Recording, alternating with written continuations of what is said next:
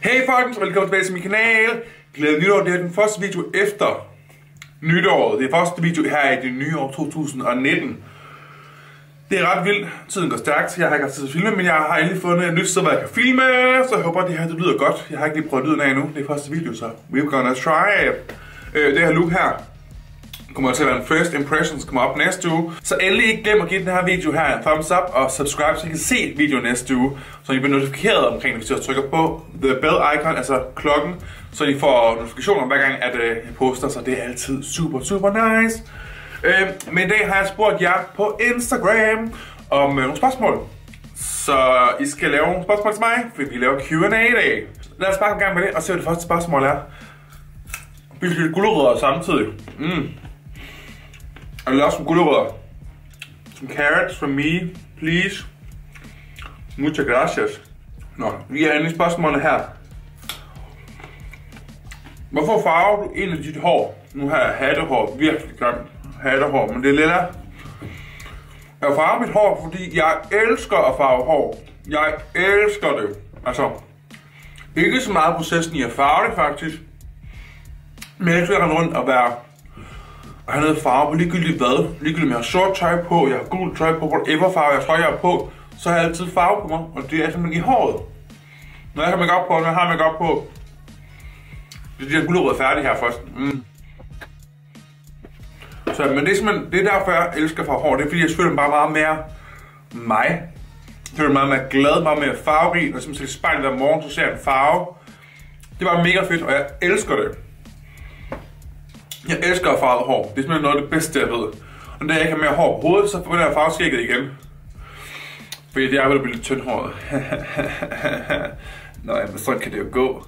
Hvordan kom du ind i make-up-branchen? Nogle særlige forbilleder, og hvad er dine drømme? Okay, første spørgsmål. Jeg kom ind i make-up-branchen ved at faktisk lave hår. Professorskolen i Jylland. Blev med som en elevplads der, flyttede til København, tog militæret. Og mens jeg var i militæret, besluttede for at gerne lave make-up, så tog jeg hjem og lavede noget freelance med arbejde, noget TFP hedder det. Hvor man laver gratis arbejde, hvor man laver gratis make-up og hår på modeller, til fotoshoots for fotografer, der er amatører, for modeller, der er amatører. Og så laver man ligesom på den måde, for at bygge et portfolio op, og man får øvet sig på nogle teknikker og på andre ansigter, man normalt har prøvet på før. Det var det måde, jeg faktisk kom ind i det på, så blev det bare ved, så lavede jeg mere TFP, altså mere gratis arbejde. Og så blev det selv til penge for, efter jeg synes, det var god nok, og så byggede det sig bare op, og lige pludselig så var jeg, hvor jeg er i dag.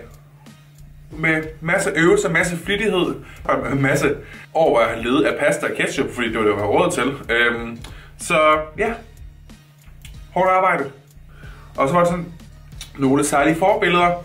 Altså, forbilleder har jeg mange af. Altså, jeg ser både op til Linse, som er en god, rigtig god ven, faktisk en af mine bedste venner. For det hun gør for dyrene. For den må hun, altså... For den må hun bare skide hul i alle andre folks meninger. Altså... Det prøver jeg på at gøre så vidt som muligt. Jeg har altid prøvet på at gøre så vidt som muligt, bare være mig selv. Altid. Men nogle gange kan jeg godt gå ind på. Men så kan jeg bare til Linse, så får man sådan lidt meget bedre. Jeg ser op til... Jeg har set meget op til Jeffree Star tidligere i min ungdom. Ikke nødvendigvis meget mere. Ikke fordi jeg ikke er sej med, men jeg er bare et andet sted i mit liv nu. Jeg var meget mere femset på det tidspunkt, for ikke at få det til lidt forkert. Jeg ville rigtig gerne ligne Jeffree Star på det tidspunkt. Det vil jeg ikke mere. Nu vil jeg gerne bare ligne mig selv. Jeg kan bare være mig hele tiden, uden at skulle være en anden en. Men jeg ser op til ham stadig businessmæssigt. Altså det han lavede sig op firma, da han startede fra musik. Altså det han har rykket sig, ser jeg stadig op til. Jeg ser faktisk op til stort set alle, der har opnået noget i livet, også ser jeg op til. Fordi det der med at opnå noget, jeg synes der er mega sejt. Gør noget ud af livet, og der formå at få det, man søger i sit liv. Altså det er jo noget af det fedeste, spørger mig. Og så, hvad min drøm er? Min drøm er at have mit eget make-up-firma. Det er min allerstørste drøm at kunne have mit helt eget brand. Så det er drømmen. Helt klart, uden tvivl. Drømmen er at have mit eget make-up-mærke. Det er planen, og så må vi se, hvad der sker. Hvilket produkt bruger du under øjnene til at bække? Til at bække. Jeg ser der også flere her. En god baking powder, som du vil anbefale. Jo, altså personligt, nu har jeg brugt de sidste 4 år, har jeg brugt den samme, og jeg kommer nok til at bruge den samme. Jeg står ude og prøve Fenty's nye powder, setting powder. Den glemmer til at prøve det, den har jeg ikke prøvet endnu. Men jeg har brugt Youngbloods Mineral Rise setting powder, og de har de light, medium og dark. Jeg bruger farven light. Den lysner op, samtidig med at den sætter make-up'en, og den giver simpelthen det mest bløde, lækre finish ever. Altså den er så dejlig og så behagelig. Jeg elsker den. Og som sagt, jeg har brugt den de sidste 4 år, brugt den på kunder, uanset om de har tørt, fugtig hud, whatever, for den er simpelthen så let. Det er min favorit baking powder, det jeg baker med hver evig eneste gang jeg baker. Så ja, det var det. Næste spørgsmål. Savner du Spanien? Jeg savner poolen, jeg savner sådan en location, hvor man kan udse billeder, og det ser super nice ud. Men jeg savner ikke Spanien ellers. Jeg savner ikke varmen.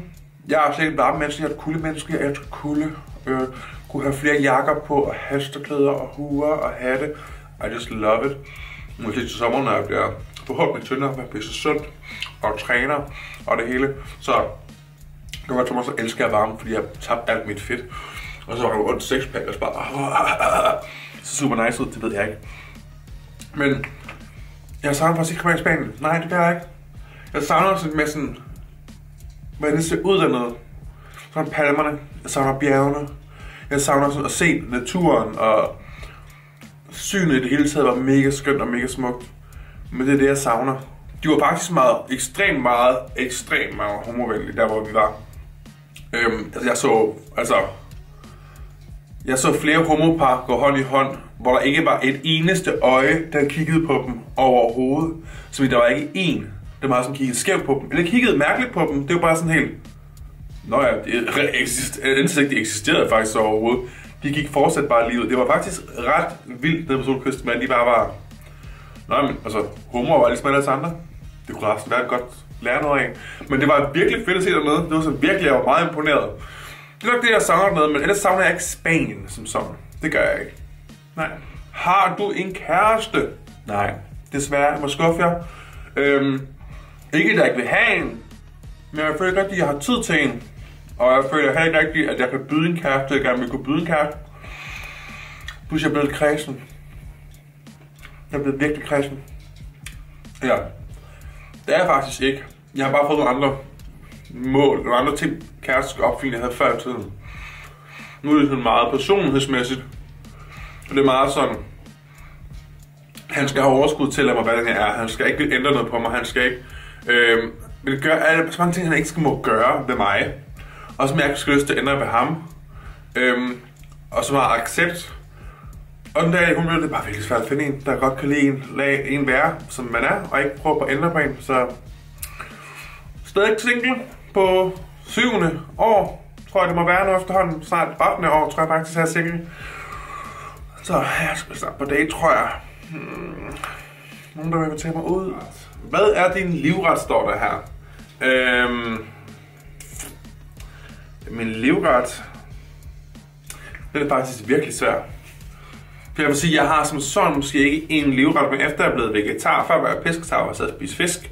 Og der var min livret klart sushi. Nu har jeg droppet fisken. Så er det mere sådan all around, men jeg kan lide lidt det hele noget faktisk efterhånden. Vegetar sushi smager fantastisk, salater smager fantastisk. Altså, jeg har ikke sådan en livret mere.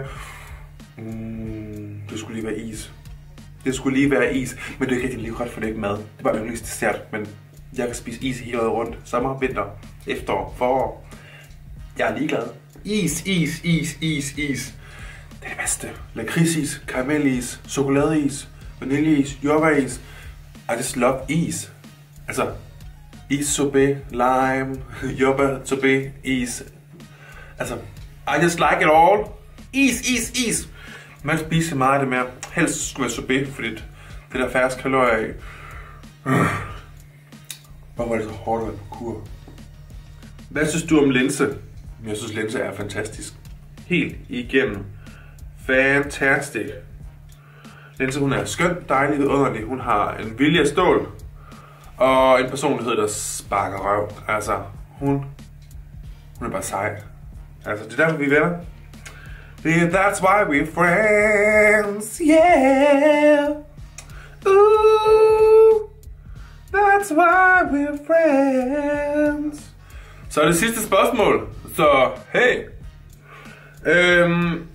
Dana spørger. Hvilken hun skriver først, du er pisse sej. Så siger jeg tusind tak. Så skriver du, hvilken hårfarve er dit yndlings? Altså at mærke, er det klart Arctic Fox Hair Color, som er mit favoritmærke.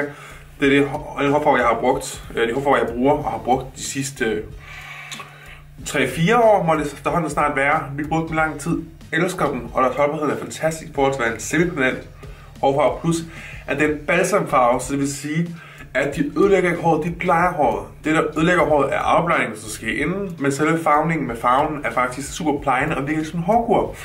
Så altså, det er win-win, bortset fra afblejningen. Men hey, lidt skade skal der jo ske, når man farver hår. Men det var mit yndlingsmærke. Det er Arctic Fox Hair Color, som kun kan fås på USA, på deres egen hjemmeside fra USA, eller på Amazon fra England af. Men ja, der risikerer at komme 12 på. Hvis de tager den fra deres egen hjemmeside, så køber den fra England af, så kan I selvfølgelig undgå det. Men der er prisen også en lille smule dyrere, så lige for at sige, at det bedre kan betale sig at købe den over deres egen hjemmeside, synes jeg personligt selv, det er det, jeg foretrækker. Så, med yndlingsfarve, farve inden for mærker, det er klart farven, der hedder Purple Rain. Det er den farve, jeg har i håret, som I kan se under. Det er nok ikke så godt. Men det er yndlingsfarve Purple Rain, for den er så rigtig, jeg elsker sådan lækker, dejlig, mørk lilla. Det er bare, it's delicious. Men jeg tror ikke, der er flere spørgsmål lige pt. Men det kommer nok fra senere, og der er det slut. Så pussemand var. Nå. Men jeg vil bare sige tusind tak for i dag, og tak fordi I gad at kigge med. Det var super hyggeligt. Velkommen til 2019. Jeg ved godt tage mig tid at komme med min første video. Måneden er snart over, men hey, bedre set end aldrig. Så her er jeg. Jeg håber, I har nydt videoen, og hvis I har, så endelig ikke glem det, hvis I ikke har allerede gjort det. Giv det en thumbs up, og selvfølgelig subscribe til min kanal. Og ellers ses bare det næste, hvor vi laver en review på en bestemt palette. Og laver det look her, så glæder jeg. Følg med. Og selvfølgelig ikke glem at trykke på en lille klokke, så I får notifikationer hver gang jeg poster. Jeg vil have en helt fantastisk dag. Hej!